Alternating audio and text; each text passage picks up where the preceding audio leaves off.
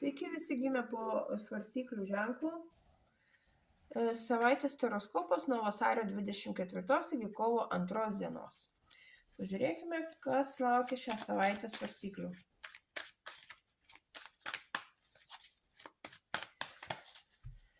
Šios savaitės perspektyvos, ko vengti ir patarimas. Perspektyvos. Oi, labai gražus laikas, turėsit labai daug energijos veikimui. Jeigu turit vaikų, vaikai jums teiks džiaugsmo, labai geros naujienos laukia, atpildas. Žodžiu, šią savaitę gausit visko, ką jūs norit ar svajojat. Ko vengti?